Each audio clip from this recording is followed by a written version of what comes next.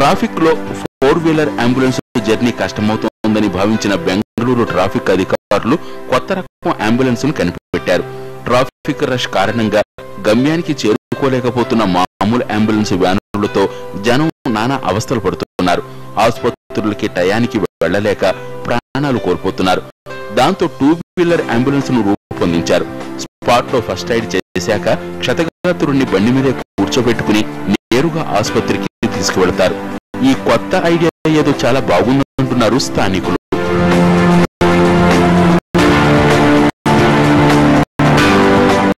ప్రమాదాల్లో గాయపడిన వారికి 10 నిమిషాల వ్యవధిలోనే చికిత్స చేయడానికి వీలయ్యేలా ఈ 2-వీలర్ ను డిజైన్ చేశారు. మొత్తం 22 బైకుల్ని బెంగళూరు సిటీలో లాంచ్ చేశారు. అంబులెన్సులతో పాటు కర్ణాటకలోని అనేక నగరాల్లో ఈ బైక్ అంబులెన్సులు కూడా సంచరిస్తాయని కర్ణాటక ప్రభుత్వం వెల్లడించింది.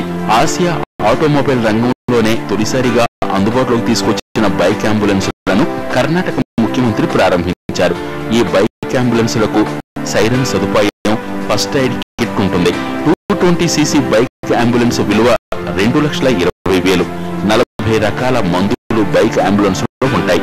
పెద్ద తరలించే బైకులను చూసి ఈ బైక్ అంబులెన్సులు అందుబాటులోకి తీసుకొచ్చారు. టెన్నిస్, బ్యాడ్మింటన్ లో తెలుగు తేజాలు వరల్డ్ నెంబర్ 1 ర్యాంకింగ్స్ తో సత్తా చాటారు. బ్యాడ్మింటన్ లో స్టార్ ప్లేయర్ సైనా నెహ్వాల్ మళ్లీ నెంబర్ 1 స్థానాన్ని దక్కించుకుంది. చైనా ప్లేయర్ ఓటమితో ర్యాంకింగ్ లో సైనాకు అగ్రస్థానం కైవసం చేసుకుంది. ఇటు టెన్నిస్ డబుల్స్ లో సానియా మిర్జా ప్రపంచ నెంబర్ 1 స్థానంలో కొనసాగుతోంది.